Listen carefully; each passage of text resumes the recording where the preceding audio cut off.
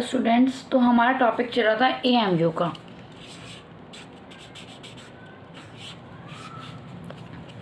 हमने क्या डिस्कस किया, एक बार रिवाइज कर लेते हैं हम। कि मैंने कहा था एटम के अंदर क्या है, न्यूक्लियस के अंदर क्या है, सारा प्लस या मास कंसंट्रेटेड है। ये किसने इन्फॉर्मेशन दी थी? रदरफोर्ड ने। ठीक है, तो मैंने क्या कहा था कि जो हमारा एटम है वो मेनली किसके कारण मास है? न्यूक्लियस के कारण, क्योंकि इलेक्ट्रॉन एक लाइटर पार्टिकल है, तो मेन मास किसके कारण होगा? न्यूक्लियस के कारण। और ये जो हम न्यूक्लियस का मास है उसको रिप्रेजेंट करने के लिए एक स्मॉलर यूनिट बनाई है एएमयू। जैसे गोल्ड को मापने के लिए हमने यूनिट बनाई हुई है तोला। बात समझ आ गई? तो हम डिफाइन कर रहे थे एएमयू। ठीक है, एएमयू को डिफाइन कर रहे थे, तो हमने क्या कहा था? जो हाइड्रोजन है, तो ये क्या हो गया? Hydrogen H11। क्लियर? इस हाइड्रोजन में, ठीक है, ये 1 क्या रिप्रेजेंट करता है? मास नंबर ऊपर वाला। और ये क्या रिप्रेजेंट करता है? Atomic number. क्लियर? ठीक है, तो हमने क्या कहा था? जो हमारे पास हाइड्रोजन में एक प्रोटॉन है, हाइड्रोजन में कितने प्रोटॉन है? एक।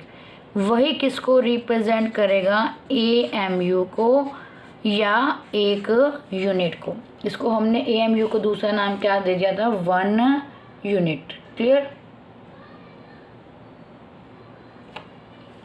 ओके, अब उसके बाद मैंने क्या कहा था कि हमने एक ऐसा एलिमेंट सोचा, ठीक है, जो हाइड्रोजन की टर्म में हम क्या कर सके? मास को रिप्रेजेंट कर सके। तो मैंने क्या कहा था कि हाइड्रोजन ऐसा एलिमेंट है जो 3 या 4 बॉन्ड नहीं बना सकता, पर कार्बन एक एलिमेंट है जो टेट्रा बॉन्ड बना सकता है। इसकी इस प्रॉपर्टी की वजह से हमने कार्बन एलिमेंट को चूज़ किया एटॉमिक मास यूनिट को क्या करने के लिए? रिप्रेजेंट करने के लिए। तो हमने क्या कहा? ठीक है, जैसे ये हाइड्रोजन है, ठीक है, ये कार्बन है। अब देखो, जो कार्बन का मास है, ठीक है, जो कार्बन का मास है वो हाइड्रोजन के मास का क्या है?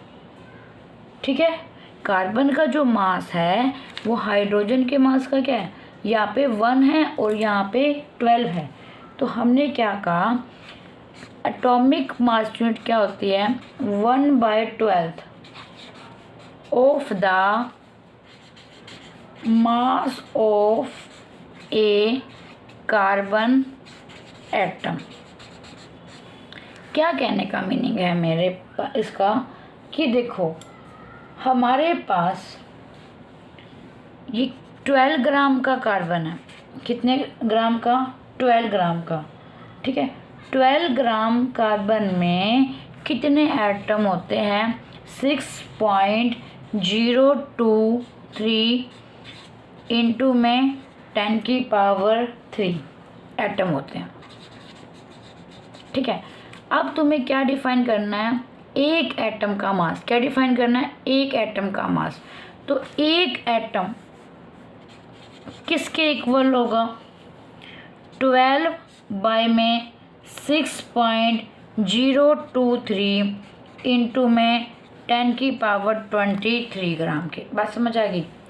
अब मैंने क्या कहा था? एक एटम के मास को हम किस में रिप्रेजेंट करते हैं? एटॉमिक मास यूनिट में। किस में रिप्रेजेंट करते हैं? एटॉमिक मास यूनिट में। तो मैंने क्या कहा? ठीक है, अब हाइड्रोजन के एक प्रोटॉन को हमने क्या बोला? 1 AMU। क्या बोला हमारे पास? 1 AMU। तो क्या कहा? कार्बन एक एलिमेंट ऐसा चूज़ किया गया जिसका मास हम डिफाइन करेंगे हाइड्रोजन की टर्म में। किस टर्म में? हाइड्रोजन की टर्म में। तो क्या डेफिनेशन की उसने? कि जो कार्बन का मास है उसका क्या ले लो? 1/12। क्या ले लो? 1/12। ठीक है, तो अगर एक एटम का क्या डिफाइन करना है तुम्हें? मास। क्या डिफाइन करना है? मास। तो इसका क्या ले लो? 1/12। क्या ले लो? 1/12। क्यों? According to the definition of the एक AMU या एक यूनिट। कैसे डिफाइन होगी बोलो? 1/12 into mass of 1 carbon atom. 1/12 एक कार्बन एटम का मास कितना है? अभी आपने निकाला कितना है?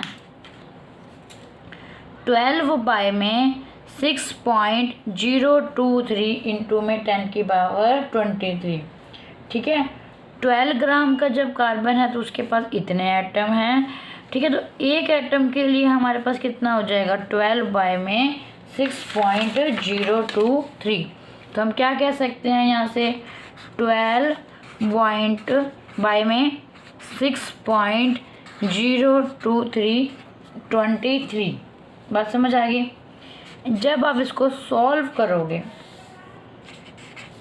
तो ये आएगा आपका 1.66 इंटू 10⁻⁻27 kg। तो 1 AMU या 1 यूनिट को तुम क्या बोल सकते हो? 1.66 इंटू 10⁻⁻27 kg। क्लियर? आ गया? तो न्यूक्लियस के मास को किस में रिप्रेजेंट करोगे? AMU में। ठीक है, मतलब एटम के मास को रिप्रेजेंट करोगे AMU में, उसके कॉन्स्टिट्यूट पार्टिकल को किस में रिप्रेजेंट करोगे? AMU में। और एटॉमिक मास यूनिट किलोग्राम में किसके इक्वल होता है? 1.66 इंटू 10⁻⁻27 kg। अब हमारे पास एक आइंस्टाइन साइंटिस्ट था, उसने दिया था, आइंस्टाइन ने एनर्जी मास रिलेशन। क्या दिया था? एनर्जी मास रिलेशन। उसने क्या कहा था? एनर्जी किस में कन्वर्टिबल है? मास में। मास किस में कन्वर्टिबल है? एनर्जी में। कहने का मीनिंग क्या है? देखो, यूनिवर्स में कितनी चीज़ें हैं? दो कौन कौन सी? एक होती है मैटर, एक होती है रेडिएशन। मैटर है तो उसके पास क्या है? मास। ठीक है, और रेडिएशन है तो उसके पास क्या है? एनर्जी। तो उसने ये कहा था कि एनर्जी को मास में कन्वर्ट कर सकते हैं और मास को किस में कन्वर्ट कर सकते हैं? एनर्जी में। बात समझ आ गई इतने? ठीक है, कैसे? एग्जाम्पल ले लो, जैसे हमारे पास आइस होती है, आइस को तुमने हीट दी, आइस किस में कन्वर्ट होगा? वाटर में।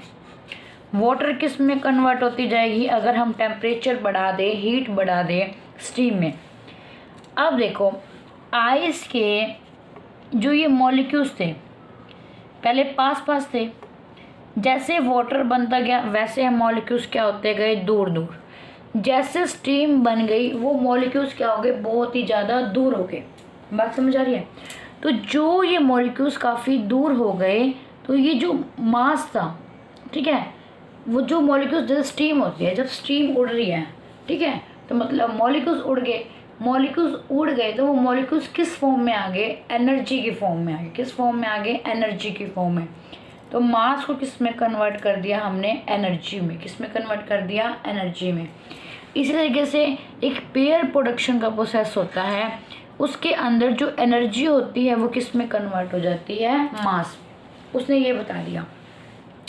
अब मैंने ये बता दिया, आइंस्टाइन ने एक मास एनर्जी का रिलेशन दिया।